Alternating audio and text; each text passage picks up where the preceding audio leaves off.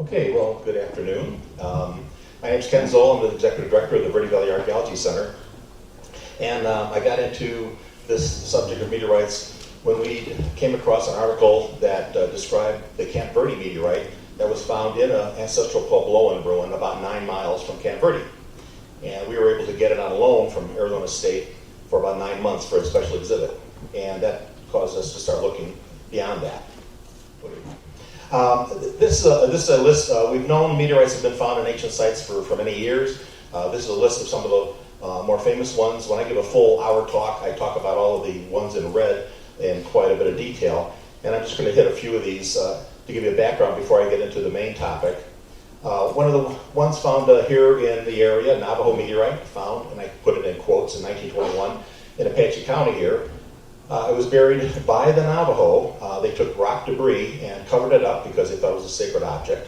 But it was this, I say found, because a couple Navajo led some people to them, and then they dug it up. It was two masses, 3,300 pounds and 1,500 pounds. And what was interesting is, you can just barely make it out in this picture, but there are man-made markings on it that the Navajo said were made by the prehistoric pottery hunters. And that was their term. Another one is the Mesa Verde meteorite. That was found by Jesse Walter Fuchs in 1922, and he found it in the remains of the Sunshine House. It's a very small one, only about 8 pounds, 6 inches by 4 by 3, and he said based on the position in which he found it, he thought it was actually placed there during the construction of about 1275. The Willamette Meteorite, discovered in 1902, weighs 15.5 tons. That's an iron meteorite, largest ever found in the United States, the 6th largest in the world, 10 feet by 6 feet by 4. It is known as Tamanawas by the Clackamas Indians, who lived in the Willamette Valley before the arrival of European settlers, and they revered it. They, according to their tradition, it healed and empowered people of the Willamette Valley from the beginning of time. It's a long, interesting story. It was dug up by the neighbor. He had property next to where this was found. The property was actually on the Oregon Iron Company, Iron and Steel Company property. He saw it. He got a couple of his friends together. They dug it up. They put it on a cart. They had to cut a path through the forest. He dragged it over to his property, set it down, started advertising. If you want to see a meteorite, come to my property for $1. You can see the meteorite. One of the customers happened to be an attorney from the Oregon Iron Company. He just looked at it and he turned around and saw this path of cut timber right into their property and sued his butt. And about a year later, they acquired it, and then a philanthropist bought it, and it's now at the American Museum of Natural History. It was actually under the NACPRA, the Clackamas Indians and the rest of the Indians from that area sued to get it returned. And over a couple of years of negotiations, they finally agreed that once a year, first of all, they agreed that they would change the sign that you see there to recognize that it's a sacred object for the Native Americans. And one day a year, they close the gallery where it's at, and all the Indians can go in there and do whatever their ceremonies or whatever they want undisturbed for that one day of year. So that was the resolution of that particular situation. One that I find very interesting is the Brennan Meteorite. Meteorites are always named after the closest geological feature, so the town of Brennan was the closest. And all this happened thousands of years ago, and it's scattered throughout the area where you see all those red dots. Fragments have been found since the 1880s, the largest being about 1,400 pounds, and another one 900 pounds. But what's interesting is that the Brennan meteorites have been found in Ohio and Illinois among the Hopewell cultures. So somehow they traded from Kansas over to Ohio and Illinois, and they've been found as offerings on altars. They turned them into foil overlays on beads that they carbon-dated to 386 and 250 BCE. And they also made a number of tools. And they don't think the tools were ever used. They were basically developed based on your craft, and it was kind of a status symbol that you use an awl in your work. Well, now you have an awl made out of a meteorite, and that adds to your status. And then we heard just about the Pakwame. A lot of people don't realize that there was a very large meteorite at Pakwame. It was actually 3,400 pounds. It was an iron meteorite. And when they found it, it was a semi-underground tomb-like structure. It was so large they couldn't dig it up. So they built a room around it. They lowered the surface down to its base, and then they built a room around it, and it was wrapped in what they called mummy cloth, a very coarse linen. So they were, in effect, kind of ritualistically reburying this. In that same room were a number of other human remains, also wrapped in mummy cloth. And this becomes kind of a pattern that we start to see of the ritualistic reburial of meteorites. Getting a little closer to home, the Winona Meteorite, just east of here, found in 1928 in a stone-lined cyst. And when they first looked at it, it was one big, kind of a huge potato kind of size meteorite of 53 pounds. But because it was pretty much out in the open in a field, water had gotten in it over the years, and as they touched it, it kind of broke into a whole bunch of pieces. And so you'll find pieces of the Winona Meteorite scattered all over universities throughout the West. But it was interesting that this was stone-lined cyst with a slab on top, and you're going to see that repeated. So this really brings me to where I was studying the most. Meteor Crater was just east of here. It fell 50,000 years ago. The estimate was about a 60,000 ton meteorite. They call it the Canyon Diablo meteorite because Canyon Diablo is that little crease you see in the ground between the crater and San Francisco peaks. And it's one of the best preserved meteor impact craters. What you're going to see now is a series of meteorites from Canyon Diablo that have been found in a variety of locations throughout Arizona. So this brings me to the Camp Verde meteorite. It was found in that ruin that's called the John Heath ruin. It was found, interestingly, in that room 32, where the arrow is pointing. It's a room opposite the only plaza to the east, facing sunrise. All the dwellings are, as you see, along the eastern edge of this ridge. And so I think it's significant that they placed it on that particular location. When it was found, it was actually wrapped in a turkey feather blanket. And it was buried exactly like you just saw with Winona. It was in a stone-lined cyst with a slab on the top, but it was wrapped in a turkey feather blanket. So again, we think this was a very religious object, recognized as something from the heavens, and they treated it as such. Unfortunately, he called himself an Indian relic hunter. Today we'd call him a pot hunter. Was the guy that found it in 1927. And the turkey blanket he didn't understand, and I have all the handwritten notes from him and its exchange when it was purchased and eventually got to ASU. He thought the turkey blanket was interesting, so he cut it up into 3-inch squares and gave it away to his customers in his antique store, unfortunately. It was probably more valuable than the meteorite itself, but he didn't know that. So this kind of started kind of the big inquiry that followed. They found out that basically it was a Canyon Diablo meteorite. It's 135 pounds. It's 2 feet by 1 foot by 5 inches thick at the base, and then it kind of tapers down to almost to a point at the top. And it came from Meteor Crater, 53 miles as the crow flies to the north. So the big question became, how did it get to Camp Verde? Was it carried all that way down here? Or what was the way that it arrived in Camp Verde? So as I was at ASU studying the Camp Verde meteorite, I said, is there any meteorites here that were found in or near Native American ruins? And they said, well, the Bloody Basin meteorite supposedly was found in a ruin. It was found in 1959 by an 8-year-old who was on a camping trip with his father and his brother. And it was found in the Bloody Basin area. That's why it got the name Bloody Basin. And he said that they were camping near the Red Creek dwellings. That was estimated to be from 1150 to 1400. I talked to Scott Wood, who was the archaeologist at the time, and he said the ruin has basically been pot hunted to death over the years, and they had very little evidence as to truly identifying the end date of that particular ruin, but it looked like it was burnt down, was what he could say. And this is about the size of a really big potato, 6 inches by 3 inches by 3 inches, weighs about 11 pounds. And again, the studies confirmed that it was from Meteor Crater, and this one now is 78 miles away from the crater. So how did that one get over there? Now, while I'm looking at this meteorite, you might see some little objects there. Usually meteorites have crevices in them, and while I'm looking at it, it looked like there was some carbon or burnt material in it. And so we stuck it under a microscope, and sure enough, you can see circled in red, one of about 4 little segments within the crevices. You can actually see, looks like tree rings on there. It looked like burnt material of some sort. And so, you don't ask, you don't get. So I said to the curator, any chance I could scrape some of that carbon material off so I can do some carbon dating? And to my surprise, they said, sure. It has nothing to do with the metal. So you could have the carbon. And so we scraped it off.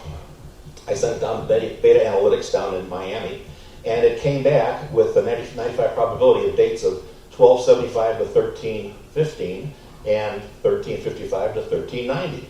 So if they estimated it ended around 1400, the carbon basically confirms two things. It confirms that it was in the ruin, and it confirms the burn date of the particular ruin. It was interesting because, as I said, it was found by an 8-year-old.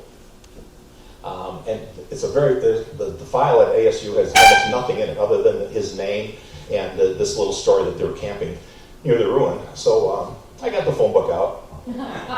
Turns out the 8-year-old is still alive. He's in his 80s. I called him up, and he remembered distinctly finding this. And he said basically when he was in the camp, and as 8-year-olds will, he got very bored. He started running around and pretended he was an Indian running around through the ruins. And he found this rock and brought it back. But what condition it was in, how it was used, what it was used for, was it recognized as a meteorite? There's no way we know. But here you have the Camp Verde meteorite, and then you have the Bloody Basin meteorite. Both came from Canyon Diablo. So again, I asked, are there any others around? Oh yeah, there's this Fossil Springs meteorite. It's a 10-pound meteorite found in 1945 along the power plant flume between Pine and Childs. It's now the Fossil Springs Natural Scenic River area, and it was found along the creek. And that's a little map, and he shows Fossil Springs with a little X where he found it. And it was not in a ruin, but the ridge up above is just lined with dwellings. And so one thought was, gee whiz, did it fall down towards the creek of some way? But again, the studies confirmed that it came from Meteor Crater, 59 air miles to the north of it. So again, third meteorite from Meteor Crater. How did it get there?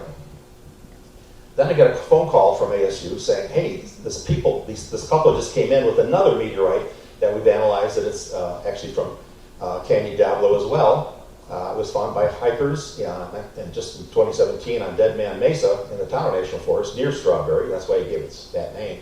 It's very small, 2 inches by 1 inch by 2 inches, weighs less than half a pound. And it also was confirmed to be from Meteor Crater, 54 miles as the crow flies from the area. What was interesting with this when I went to examine it, you can see actually smoothed areas on it as though it were being held. And then when you look at that sharp edge, the kind of shiny edge, it's pretty clear that it was used as a tool, as a scraper or as a knife. So again, not a religious object, but it was used as a utilitarian thing. And again, did they recognize it as a meteor or not?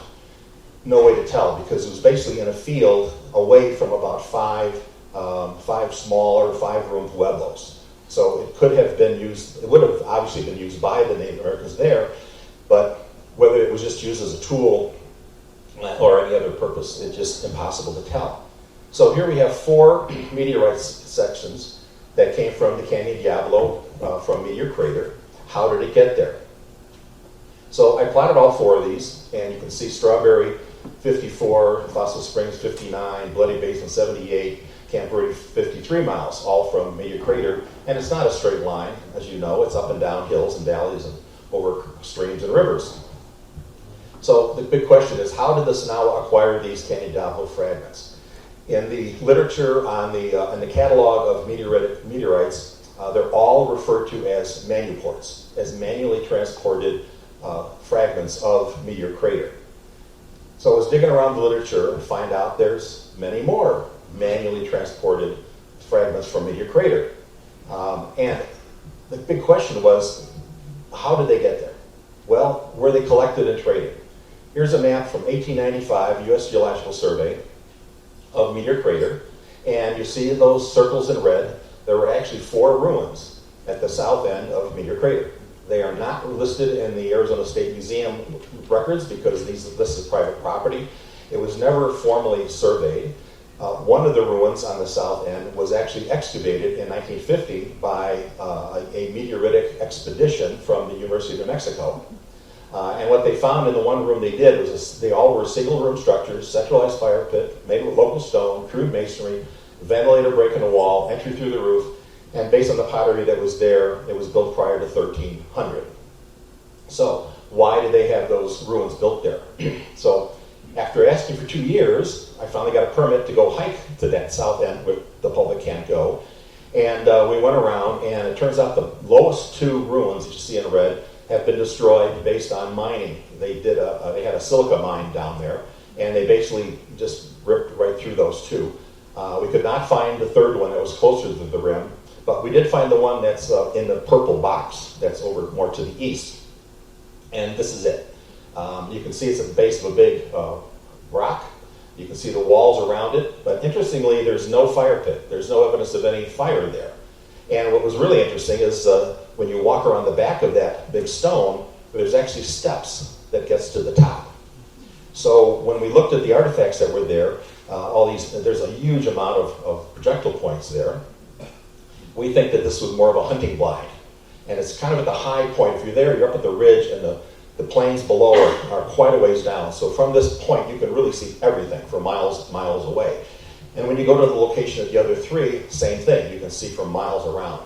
So was these actually used for collecting meteorite fragments, or were they simply hunting blinds? So if they weren't used for collecting, how did they get there?